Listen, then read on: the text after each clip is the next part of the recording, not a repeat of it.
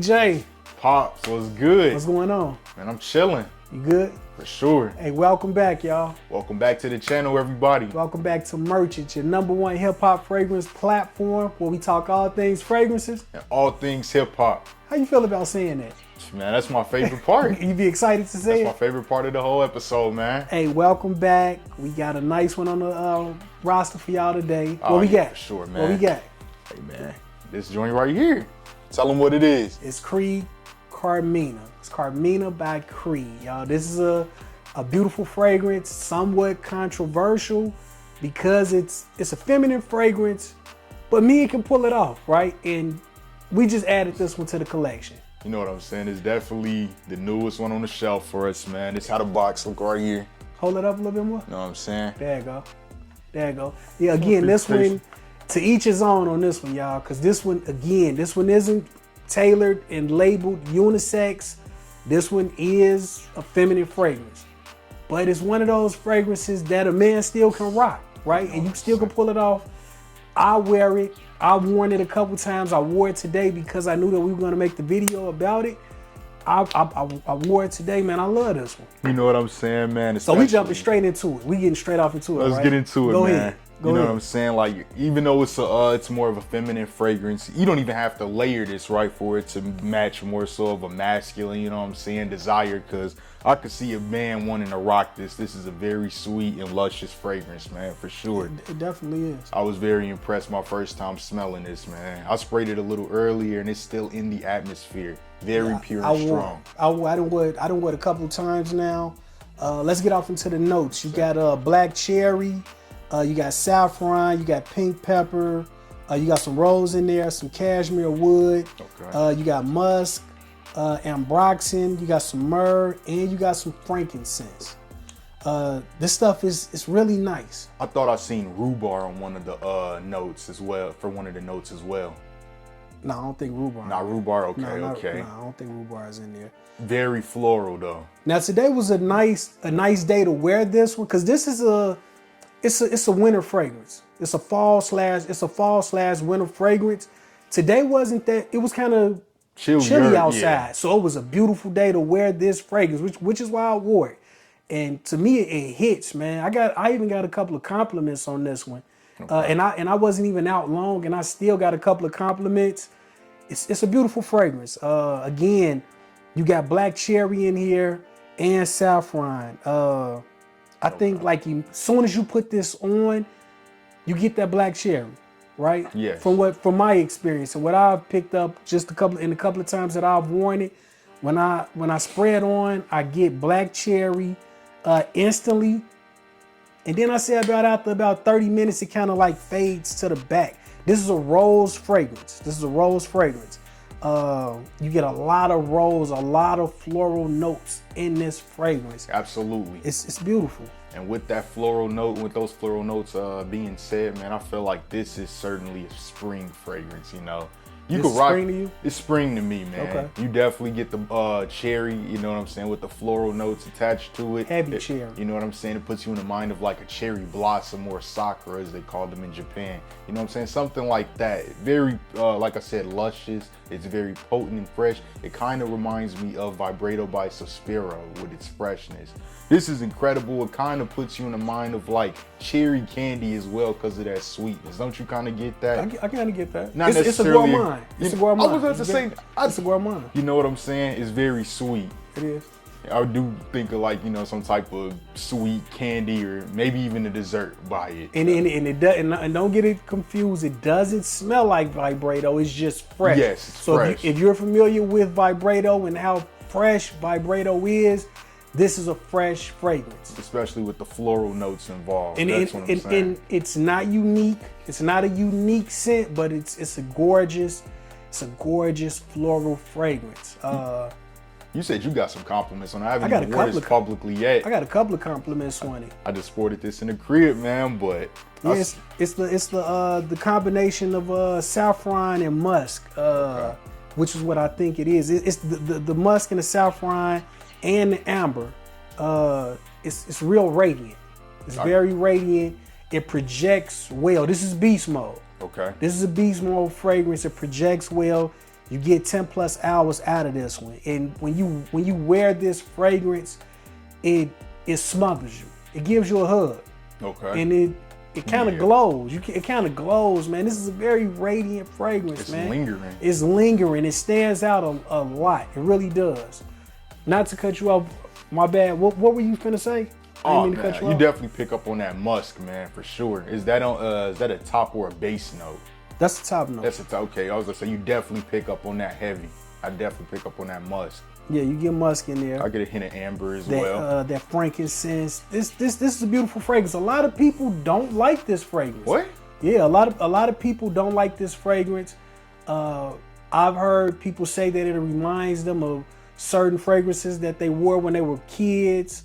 I've heard people say that it reminds them of air fresheners, of candles, Bath and Body incense, Works, different things. So a lot of people, I would say it's split. I would say it's this fragrance right here is a 50-50 thing with this one.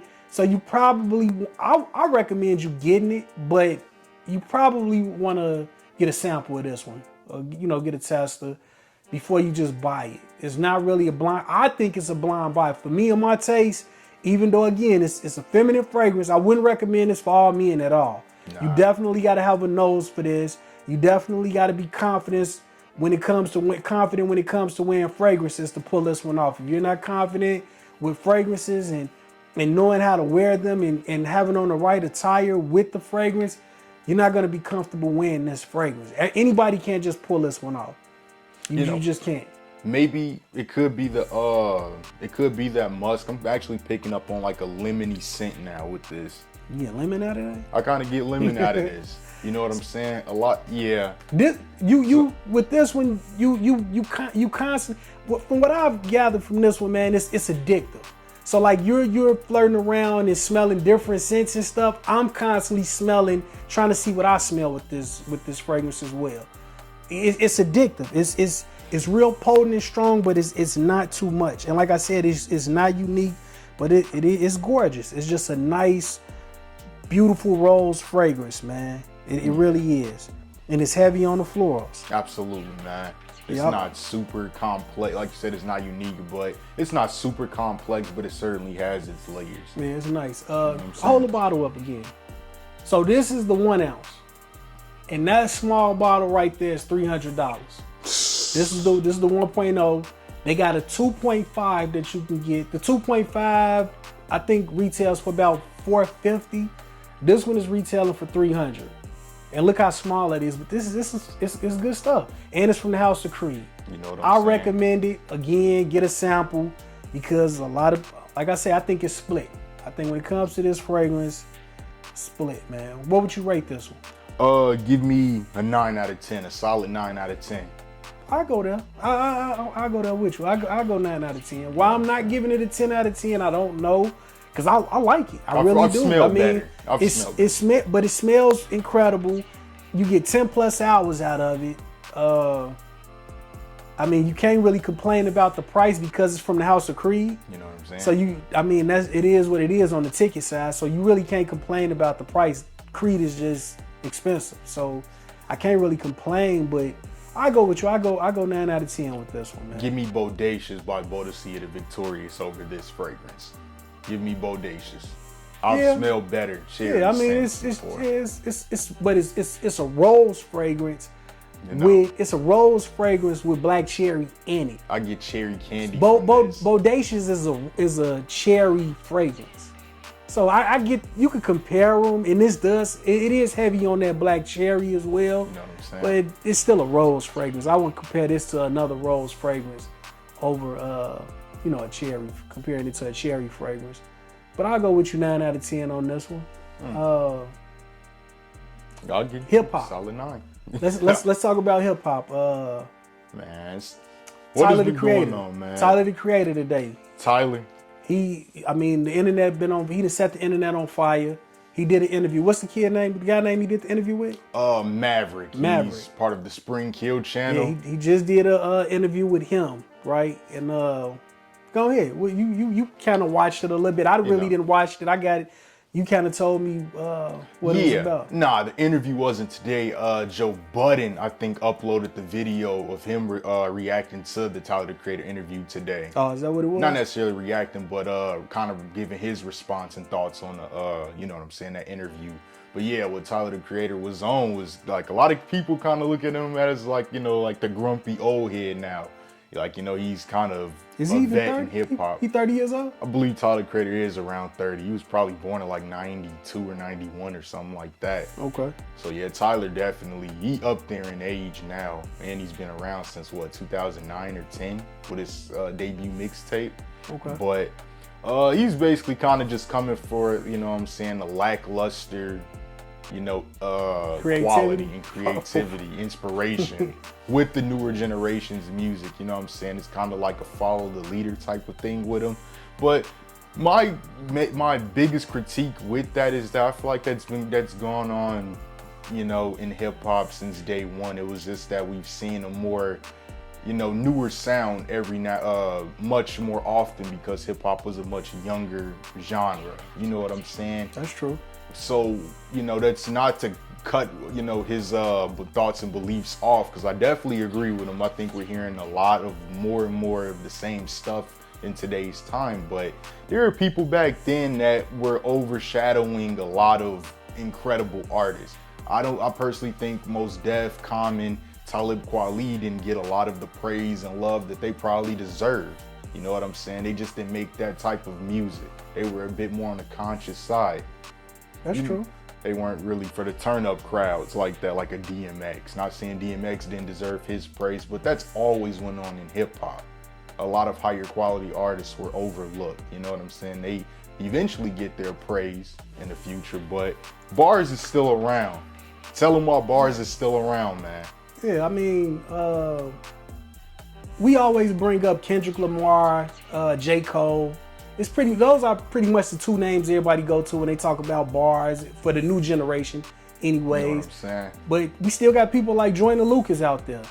We still got people like Joyner Lucas. He don't drop as much music, but we got people like Joyner Lucas. I mean, the song he did, Broski. If you haven't checked that song and that video, you gotta watch Broski. You gotta watch the video, man. The visuals, along with the lyrics, was crazy for that song, man. Like, Joyner Lucas is a dog. He's one of the best rappers out there as far as today's class goes. Benny the Butcher. Benny the Butcher just dropped Summertime Butch. He just dropped that Summertime Butch. The first track off of the album. If you haven't checked out Benny the Butcher, check him out. Summertime Butch. The very first track on the album, One Verse Butch. I think it's called One Verse Butch. The man is spitting. He's going crazy. He's still talking some street stuff. I think that's what a lot of people got issues with as well. I don't think it's just the fact that this generation doesn't really have bars or care about bars, but most of the rap is and the music is street music. You know what I'm saying? Or strip club music. You know what I'm saying? That's pretty much what it is. I think people want more than just street music. Right, which to your point, your Commons, your Mos Defs, those were what we used to call backpack rappers in a sense, conscious rappers. You know what I'm saying? And we're not getting as much as that. You know, you got Lupe out there, people clowning Lupe, saying Lupe a hater, and I mean, to me, Lupe, Food and Liquor to me was what's Kendrick's second album? To Pimp a Butterfly. To Pimp a Butterfly. To me, Food and Liquor was To Pimp a Butterfly before To Pimp a Butterfly was To Pimp a Butterfly. I believe that Lupe opened that lane up. If you go back and listen to that Food and Liquor album, man, which is, to me, it's a classic, right? It's a classic album. I think that album doesn't get the praise and the credit that it deserves. But you got people, to my point, what I was trying to say is that you got people today clowning Lupe. You know what I'm saying? Who's a lyricist? But they're clowning Lupe, saying that he's hating on Kendrick Lamar. You know what I'm saying? And I ain't gonna say, like, he kind of doing it to himself, man, with how he's going about addressing, you know what I'm saying, how he feels about that situation with Kendrick. It's kind of just like, you probably just got to be quiet, Lupe, man. I haven't watched the Tyler interview, but if he is really going in on the the newer artists of today, if he is going in on them, I get it, because it could be a bit underwhelming at times listening to this music. But at this point, I mean, I just take it for what it is. I don't take it too serious. It's turn up music. You know what I'm saying? Like, this music is really turn up music, which we do need more conscious music. I'm still listening to Fabulous at times, but even Fab did kind of like toned it down. I ain't gonna say dumbed it down, but he didn't kind of toned it down a little bit to stay in tune with what's going on today. And that's kind of where I have my opposing views on kind of how people are really trying to throw Drake under the bus. They say he doesn't have his own identity. Now, I get that he tries to mesh very well with different types of styles and approaches, but essentially, I think that's just kind of what most people do to stay relevant. You have to get down with the times. What's the new sound? But that doesn't give you the right as an artist to, you know what I'm saying, try to take somebody else's whole image or swagger and utilize it for yourself without giving them the proper credit. But I do think that we shunning Drake a little too much with his artistic integrity. He's given us some incredible moments. We have to give him his props. Yeah. I mean, I get it, man, but again, just this music today, man, it can be a bit, you know, tiresome on you. You do get tired of it. You do feel like you feel like you've heard the same song 100 times. But again, it's the club, and it's the club music. Like, when you go to, like, we talk, even me, I'm guilty of it too. We talk about this music, but when we go to a party, that's the music we want to hear. You know what I'm saying? Like, right now, like, Big Boogie, which, you know, it looked like he finna make a lot of noise, man, because he got the streets on lock. He definitely got the strip clubs and stuff turned up. You know, like the music that he's putting out, you know, somebody of my age might criticize him and everything, but when we go to a party, I just went to a wedding last week and Big Boogie was playing, man. They was playing bop at the wedding. You know what I'm saying? That's what you want. But it was all in good fun. You know what I'm saying? Like, everybody was dancing and turning up to Big Boogie. You know what I'm saying? So I'm guilty of it too. But at the same time, when I go out, when it's time to turn up, this is the music that we want to hear. Nobody wants to think in the club. Nobody wants to think at a party. We want to turn up. So I can't, I'm not going in on this generation like that. I can't, because they're making music for this generation at the same time. If you're 40, I mean, you got plenty of artists that's dropping albums that's 40, 50 years old. You know, you just don't want to hear them. That's all that is. Killer Mike still dropping music. You know what I'm saying? He just won a Grammy for best rap album. You know what I'm saying? Go listen to Killer Mike. You know, I'm not that critical of this generation. Do I think this generation could be more creative? I do. But am I mad at them? I'm not. Not at all. Especially since they getting the bag out of it. Yeah, they definitely getting their money out of it, man, and I'm certainly happy for them. But it's a huge, great area, you know what I'm saying, that you really got to evaluate and dissect. I don't think that you got to be over verbose with your, you know what I'm saying, complexities and your lyrics to really make good music. Michael Jackson, I think, had an incredible sense of depth just in other lanes and avenues when it came to his music. So, like, sonically, Quincy Jones's production served as an incredible role and staple in a lot of the points Michael Jackson was trying to get across. We literally felt his groove. He made us feel what he was saying and how he wanted us to go about feeling about, you know, what he was trying to get across to us. So it's different avenues and lanes, from the production to the lyricism to just the overall subject basis, you know what I'm saying, and the concepts and aesthetics and thematics. You know, it's just a lot of stuff. Like I said, it's a huge gray area. It's certainly a discussion that's much more on a grander scale that we could talk about on another episode. You know what I'm saying? All right, so that's it? I think that's it, man. That's it? Yeah, we'll save more for the next episode. We'll touch back. So that's it. We good. 9 out of 10 with this one. 9 out of 10, y'all. Get a sample of this one. I think it's a blind buy, but I don't want nobody to be mad at me. I think it's a blind buy though, me personally. But get a sample of it. Carmina by Creed, by the House of Creed. It's a great fragrance, like you said. 9 out of 10 For all sure, day. man. 9 out of 10, hands down. We good? We good. I feel like we forgetting something. All right, well, we good. You sure? I think we good, man. All right, we good.